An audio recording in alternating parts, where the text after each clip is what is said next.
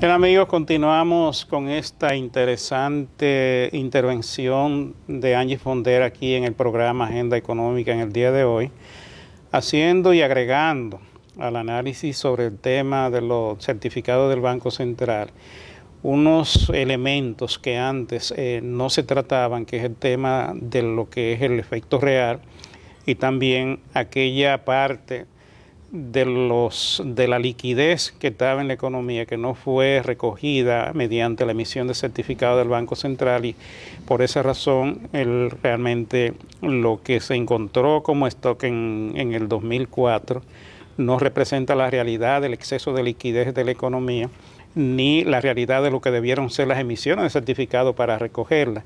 Y tal vez aquí podamos ver una explicación de por qué teníamos una inestabilidad tan importante en la tasa de interés, en la tasa de cambio y en la inflación, porque la economía estaba demasiado líquida, o sea, tenía demasiado liquidez, y entonces obviamente eso afecta a estos precios fundamentales de la economía.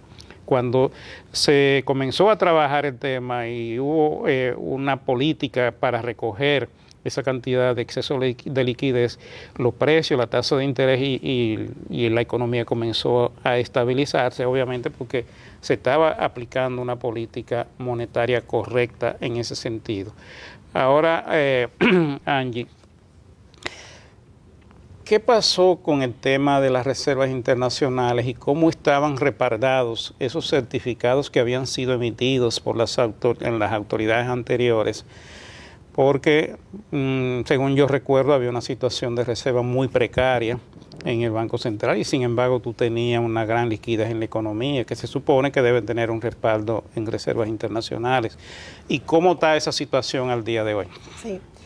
Fíjate, a mí me parece que muchos no han ponderado en su justa dimensión el esfuerzo extraordinario que ha hecho el Banco Central en su política de acumulación de reservas y lo que eso representa verdaderamente. Señores, cuando teníamos un nivel de stock de certificados en el año 2004 de unos 89.000 millones, ¿cuál era el respaldo de reservas internacionales que tenía ese nivel de stocks?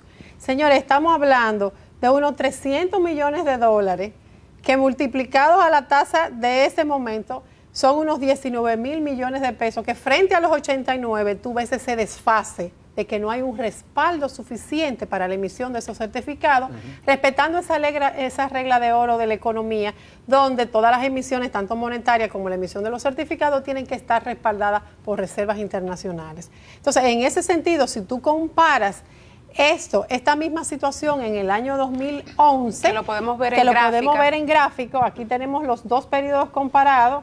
2011, un nivel de certificados de 89.792, la barrita azul. Sin embargo, las reservas internacionales netas, el RIN en verdecito, vemos que no alcanzan para respaldar este nivel de stock.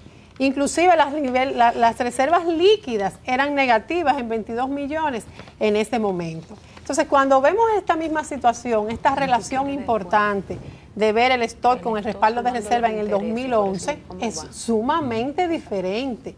Aquí hay para un stock de certificado de 240.000 millones, un respaldo en reservas internacionales de más de 1.970 millones en reservas netas, que multiplicados esos niveles de reserva por el tipo de cambio del momento y sumados, por ejemplo, los bonos de recapitalización que hemos recibido del gobierno, tenemos un respaldo en activos muy superior al que hubo en el 2004. Entonces, eso inmediatamente desemboca en situaciones diferentes. Cuando tú tienes niveles de reserva que te respaldan tu stock, tú tienes un fortalecimiento para el manejo de la política cambiaria, tú tienes una holgura para el manejo de tu política monetaria, tienes estabilidad en precios, tasa de interés, o sea, es un entorno totalmente diferente. Tenemos ya una serie de variables conjugadas que nos permiten sentirnos mucho más cómodos y con mayor seguridad y no estar aprensivos de que el nivel de stock no está respaldado, de que no es sostenible porque la situación es totalmente diferente, con unos niveles de reserva que históricamente han roto récord. O sea que yo pienso que esa preocupación se desvanece cuando también vemos este tema del stock desde el punto de vista de las reservas internacionales que lo respaldan. ¿Y cómo se ha ido comportando ese stock con relación a los intereses pagados desde esta fecha hasta ahora, hasta el 2011? Sí, ahí ha habido, el stock ha aumentado, sin embargo, el pago de intereses, tomando en consideración que las tasas de interés, por ejemplo, en agosto del 2004, eran del 60%, el pago de intereses ahora se hace a un ritmo de unas tasas menores. Claro. El portafolio del Banco Central tiene en promedio un 16%, frente a ese 60% de aquella oportunidad, te va a representar un costo muchísimo menor. Por eso es que los gastos financieros del Banco Central con estas tasas del 16.7% promedio ponderado del portafolio del banco, se han reducido de lo que fue en el 2004 de unos 34.000 millones anuales a unos 21.000 millones anuales ahora, de forma tal que aunque tenemos un nivel de stock más importante, más grande, el costo, los intereses que se pagan por el mismo son menores y se evidencian en unos gastos financieros muchísimos menores, porque si nosotros hubiésemos seguido a ese ritmo del 60, esa sí era la bomba, 34.000 millones,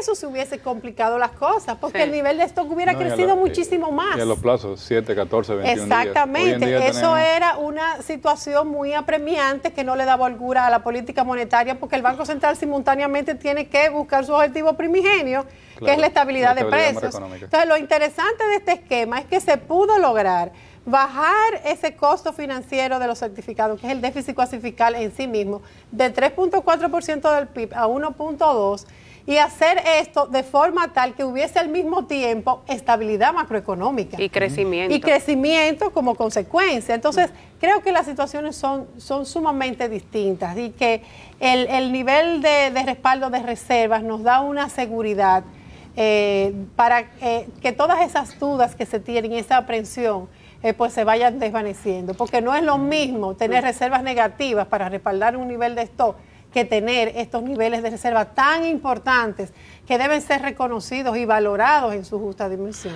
No, y ahí si tú agregas, perdón, Luis, si tú, por ejemplo, tomas dentro del balance del banco, nada más por un ejemplo, esos niveles de reserva y los bonos de recapitalización que se han emitido, solamente esas dos partidas superan el nivel de stock de certificados del Banco Central, o sea que están más que avalados. Sí, y también si tú lo ves desde el punto de vista de la emisión monetaria, en el año 2004, el 17% de la emisión monetaria era la que estaba respaldada por reservas internacionales. Sin embargo, ahora esa relación es de un 90%.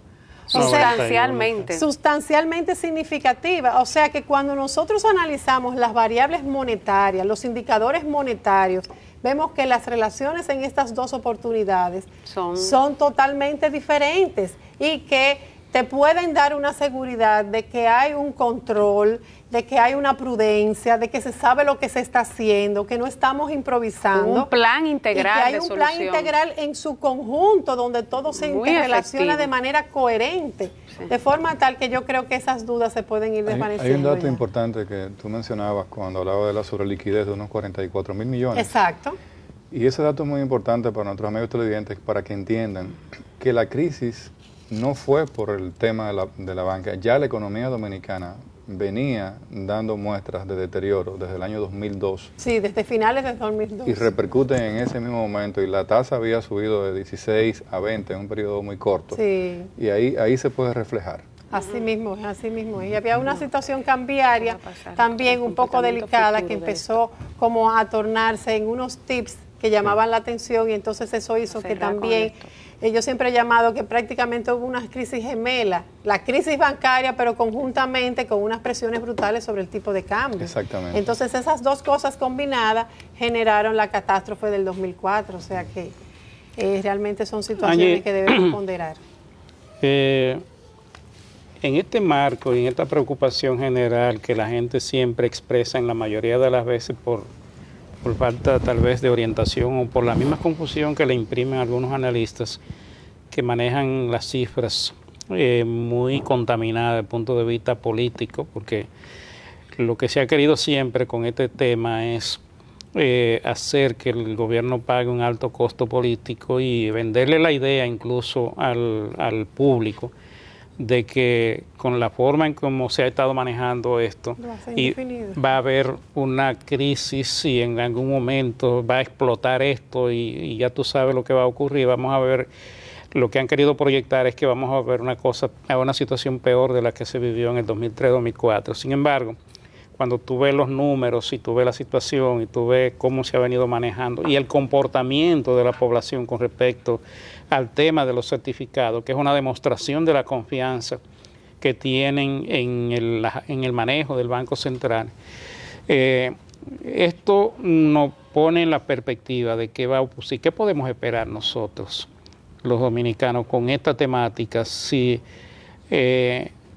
lo que no ha ocurrido eventualmente pudiera ocurrir. ¿Qué es lo que le podemos decir a los amigos de Agenda? No, fíjate, los niveles de stock de certificado han ido creciendo paulatinamente conforme hemos visto, pero a mí me gustaría que veamos un gráfico para que podamos analizar, el siguiente por favor, el número 4, pero eso lo vamos a hacer. Podamos analizar en qué cuantía crecen anualmente los certificados. Pero cuando vengamos de la pausa que nos están solicitando amablemente, venimos en un momentito.